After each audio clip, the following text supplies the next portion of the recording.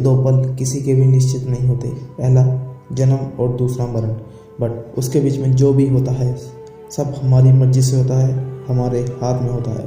आप लोगों ने ये तो सुना होगा टाइम इज़ मनी, यानी समय पैसा है। बट मैं नहीं मानता कि समय पैसा है। पैसा समय की बराबरी कैसे कर सकता है? मान लो आप अपनी ज़िंदगी की आखिरी सांसें गिन रहे हो और आपको एक ज़रूरी काम करना है। आप समय को 1 करोड़ दे दो, बट वो आपको 1 घंटा भी नहीं देगा उस काम को पूरा करने के लिए, क्योंकि समय निश्चित है जो जाने के बाद वापस नहीं आता है।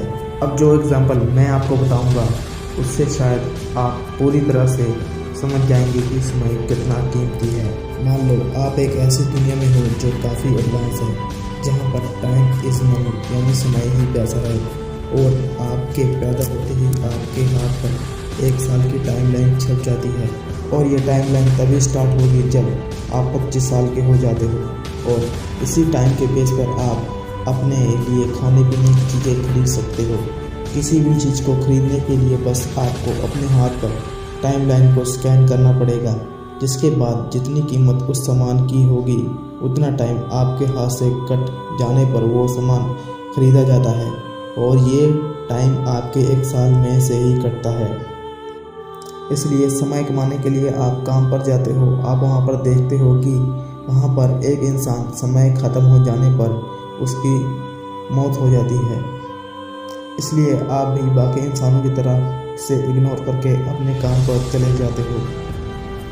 इसलिए अगर आप भी काम नहीं करोगे तो आपको भी अगले 24 घंटे का टाइम नहीं मिलेगा। इसलिए 24 घंटे कमाने के लिए आपको मजबूरन पूरा साल काम करना पड़ता है, वो भी बिना किसी छुट्टी के, यानी बिना किसी हॉलीडे के।